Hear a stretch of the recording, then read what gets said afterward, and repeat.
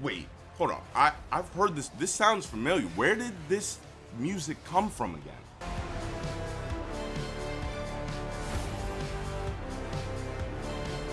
Not gonna lie, Sony, you had me a little worried in the beginning. I was like, is this gonna end up like Wonder Woman 1984? Yo, what's good?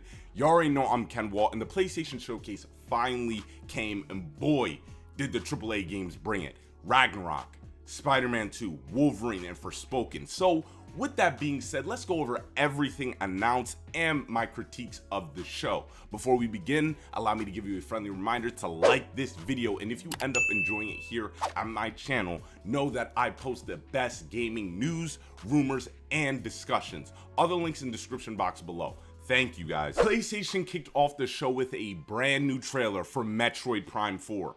Just kidding. I'm still waiting on Nintendo to give me at least a screenshot or something. Like, holy crap. Seriously though, Project Eve was shown off, which is an action RPG from Korean studio Shift Up. It reminds me a lot of Devil May Cry, which I really enjoyed. I love the cinematics in this game. Like, when she got tossed, I was like, yo, what the hell? She got bodied. From the looks of it, you're gonna be fighting a bunch of ugly aliens. I don't even know what the hell the antagonist is.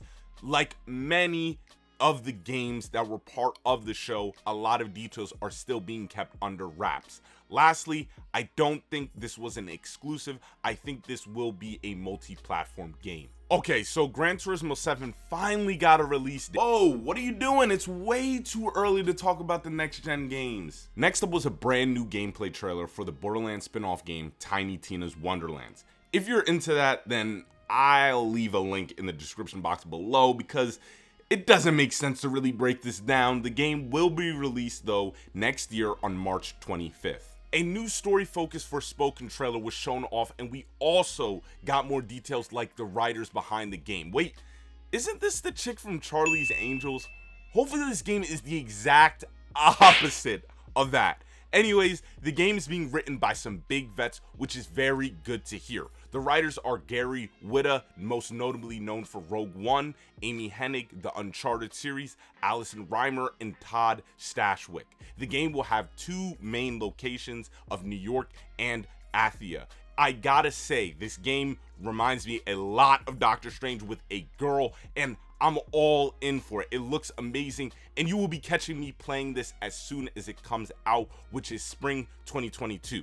Okay, now is it time for the exclusive. You forgot about the remasters coming. Now for the remastered titles that were confirmed at the show. So if you didn't already know, this was leaked, I think, last week and then confirmed the beginning of this week. Alan Wake will be getting remastered, and it will be coming out on October 5th. Another announcement that was huge was the announcement of Star Wars Knights of the Old Republic. Tell me why their announcement trailer was better than the entire new trilogy that they just put out for Star Wars. God, that trilogy was trash. Especially how they did my boy Finn, man. Come on, bro. But anyways, this is a timed exclusive.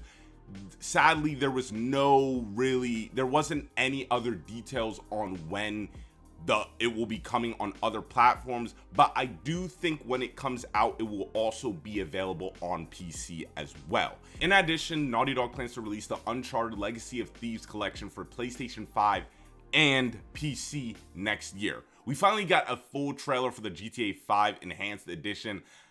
I don't even know why I said finally. It wasn't like anyone was anticipating this shit. Like, we all know what we really want, GTA 6, but that ain't coming till way down the line, so keep waiting. Gran Turismo 7 comes racing through with a brand new trailer. Why did I even say that? I even knew that was gonna sound bad when I was typing it out. We finally got a release date for Gran Turismo 7, which will be on March 4th, 2022. Now, which was probably the biggest surprise, is Insomniac's new game, which is Marvel's Wolverine. The few details we got were that the game is very early in development. The creative director for Miles Morales will be taking reign again as creative director. Of course, with all Insomniac games, it will have an emotional narrative and cutting edge gameplay. I cannot wait to see this game. But wait, there's more. Insomniac just keeps feeding the streets, man. My God, we also got the announcement trailer for Spider-Man 2, which was Spider-Man 2 is being led by Brian Itzahar and Ryan Smith, which were part of the first game. Spider-Man 2 features both Peter Parker and Miles Morales. It is still a single-player adventure, and although we didn't see him in the trailer, Kraven will be one of the antagonists in the game, along with Venom, who's being voiced by Tony Todd. Spider-Man 2 has a release date of 2023. The only thing I have to say about this announcement was I think Sony could have held off on this announcement because it was a little too early. 2023 is 2 years out. Personally, I like when they announce games a year out. Last time when they announced Marvel's Spider-Man, it showed up at like 3 E3s. That was when Sony was showing up at E3s, and I'm like, yo, okay, we need to get the game. Don't announce it early. I don't like when games get announced early. But that's it. That's the only nitpick I have. Lastly, to close the show was the first official trailer for God of War Ragnarok. So the most important details we got was that the game got a new director, which is Eric Williams, who has been a part of every God of War game. Ragnarok will be the conclusion of Norse mythology, according to Herman Hulst. Ragnarok's main antagonists are Thor, who's being played by Gary Bertier, if you know, you know, and Freya. Odin is also in the game, by the way, and all 9 realms are in the game. I can't wait to see what Asgard will look like. Okay, now it is time to give you my thoughts and critiques of the show. So, what did I think of the PlayStation Showcase? I thought it was more of the same, and that is a great thing. What do we want from PlayStation? Their exclusives. What did they give us the last 20 minutes of the show? Their exclusives. That's what I wanted. I didn't want Sony to go like, you know what, let's do something else and not show exclusives. And we're going to show them our new strategy, which is focusing on PlayStation Plus or whatever. No, they gave us what we wanted, which is their exclusives, and I liked it. I think the beginning of the show was like, I was zoning out, I'm not gonna lie, but at the end, that was when the bangers came, and I couldn't be more happy with it.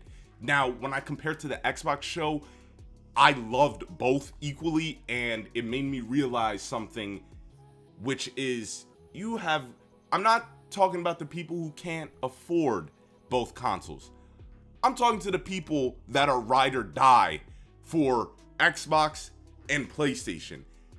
You gotta be out of your mind not to get both consoles. Like, both consoles right now, because Xbox One was trash. Xbox One was garbage. Nothing.